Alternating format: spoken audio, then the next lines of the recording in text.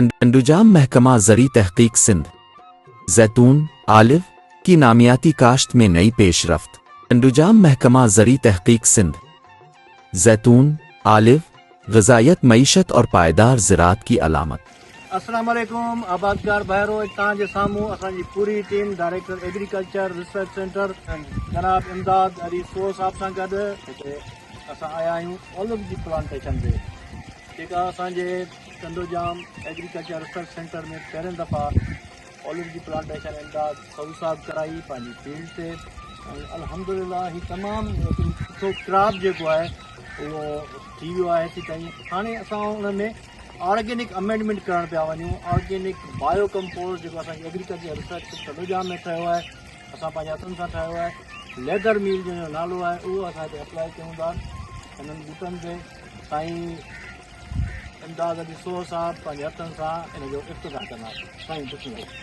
जैतून ओलिया दुनिया भर में एक कीमती तेलदार फसल के तौर पर मरूफ है, जिसके फल से हासिल होने वाला जैतून का तेल ग़िज़ायत इलाजी खुसूसियात और मईशती अहमियत के बाइस वो लिक्विड गोल्ड कहलाता है। ये पौधा खुश्क और नीम खुश्क इलाकों में बखूबी नशोनमा पाता है और पाकिस्तान में बिलखुसूस सिंध के इलाकों में इसकी काश्त के फ़रोग़ पर तहक़ीक़ी काम जारी है। साईं हसन शाह साहब तव्हांजी वॾी महिरबानी। असां हिते सेक्रेटरी एग्रीकल्चर ऐं डीजी एग्रीकल्चर रिसर्च डॉक्टर मज़हरुद्दीन कीरियो जे हुकुम मूजिबि सिंध में एडॉप्टेबिलिटी चेक करण लाइ ओलिव जूं 5 मुख़्तलिफ़ वैराइटीज़ PRC खां असां परचेज़ करे लॻा आहिनि 4 एकड़्स ते। त हिते सिंध में हिन जी एडॉप्टेबिलिटी ॾिसूं त सक्सेसफुल रेशियो हुन जो छा आहे। ऐं महीनो अॻु में असां हिनखे ॾिनो होसीं हसन शाह साहब जे एडवाइज़री सर्विसिस मूजिबि वर्मी कंपोस्ट। उन जो काफ़ी हिन ते फ़र्क़ु पियो आहे, काफ़ी हिन में ग्रोथ थी आहे, हिन जो कलर चेंज थी वियो आहे। हाणे अॼु वरी असां हिन में अप्लाई कयो आहे लेदर मील। त उन जो लेदर मील जो हिन में ॾिसूं त अफेक्ट केतिरो अचे थो ग्रोथ ते ऐं कलर ते। इसकी काश्त के फ़रोग़ पर तहक़ीक़ी काम जारी है ताकि मुल्की सतह पर खुर्दनी तेल की पैदावार में खुद कफालत हासिल की जा सके। डायरेक्टर जनरल ज़री तहक़ीक सिंध डॉक्टर मज़हरुद्दीन कीरियो की मुतहर्रिक क़यादत में एग्रीकल्चर रिसर्च सेंटर टंडूजाम में जैतून की नामियाती काश्त से मुताल्लिक़ जदीद तहक़ीक़ी सरगर्मियाँ जारी हैं। असांजा साइंटिफिक ऑफिसर आहिनि मोहसिन अब्बासी साहब, ऐं उहो ओलिव जे बारे में माशाल्लाह हिननि जेको शुरू खां वठी अची ताईं इमदाद अली सोह साहब जे अंदर में कमु कयो आहे। ओलिव ते असांखे ॿुधाईंदा त ओलिव ग्रोथ करे थो। त ओलिव जी जेको स्टार्टअप वरिती सेक्रेटरी साहब, वरिती डीजी डायरेक्टर जनरल साहब ऐं डायरेक्टर साहब जी दोस्त सां वरितो।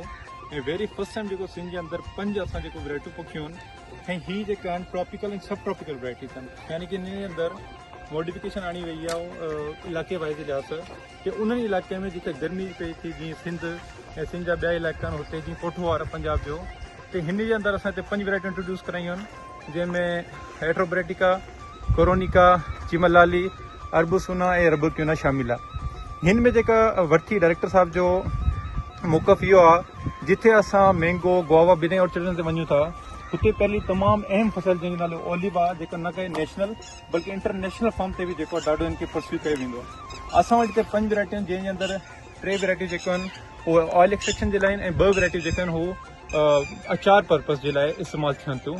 ऐं जेको अञा फ़ाइदे जी ॻाल्हि कयो त हीउ जेको ॾाढो पसंदि कयो वेंदो आहे nationally internationally as a oil, low fat हूंदा आहिनि ऐं हाईली अडेप्टेड आहे असांजे सिंध जे अंदरि, जॾहिं की 5 वैराइटियूं आहिनि। अच्छा, हिन जो इहो आहे त हीअ जेको बूटो आहे तक़रीबन 7 खां 8 साल खां पोइ पंहिंजो गुल बाटी झले थो ऐं बाक़ाइदा जेको आहे पंहिंजो फ्रूट ॾिए थो। हर फ्रूट जो जेको साइज़ आहे उहो वेरी कंदो आहे वैराइटी टू वैराइटी, बट पर ऑलिव जेको आहे 0.5 ml जेका आहे mg मिलीग्राम ऑयल एक्सट्रैक्ट कयो वेंदो आहे हिकिड़े ऑलिव मां।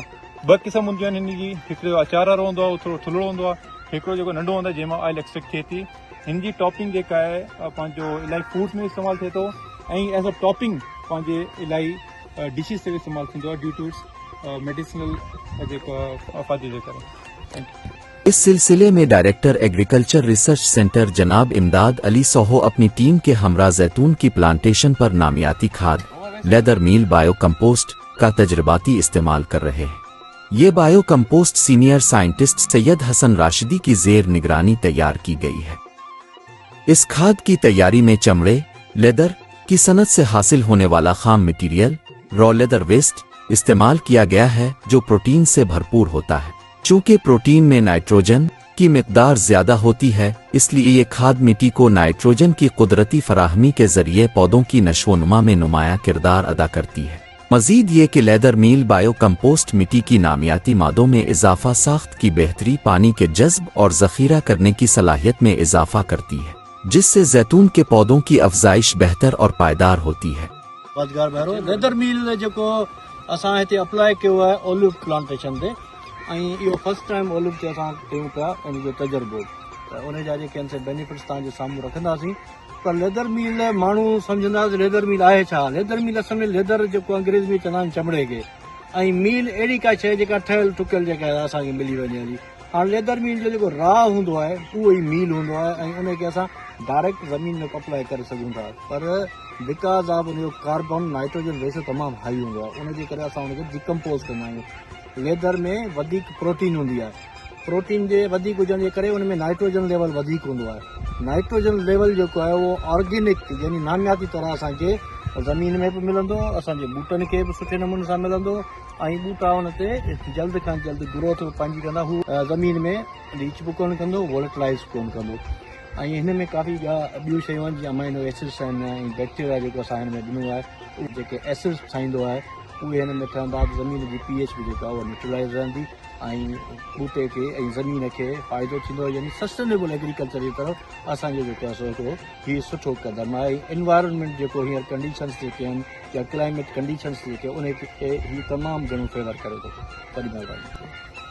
जेकॾहिं सिंध में ओलिव जी प्लांटेशन सक्सेसफुल थिए थी त इन में ऐं हिते हिन फ्रूट बि थिए थो, ऑयल परसेंटेज जेका आहे अकॉर्डिंग टू हिकिड़ो बेंच मार्क मूजिबि थिए थो, इहो ॾाढो सिंध जे ग्रोवर्स लाइ, सिंध सूबे लाइ बेनिफिशियल रहंदो, ऐं जेको पाकिस्तान जो फॉरेन एक्सचेंज आहे उन में काफ़ी फ़ाइदो। तहकीकी व अमली नताइज। जैतून के इब्तदाई ट्रायल्स में वर्मी कंपोस्ट का इस्तेमाल भी किया गया, जिसके नताइज से जाहिर हुआ है कि जैतून के पौधों पर वर्मी बायो कंपोस्ट के इस्तेमाल से पौधों की बढ़ोतरी, पत्तों की सब्जा है और जड़ों की मजबूती में खातिर खा बेहतरी आई है। ये तजर्बा सिंध में जैतून की नामियाती काश्त को फरोग देने की समत में एक नुमाया कदम है, जो मुस्तकबिल में नामियाती और पायदार ज़राअत के फरोग में संग मील साबित होगा। अब जबकि इदारे में लीदर मील तैयार हो चुका है, तो उसके तजर्बात काफ़ी फसलत पर किए जा चुके हैं और अब के लीदर मील बायो कंपोस्ट का इस्तेमाल जैतून की फसल पर भी किया जा रहा है।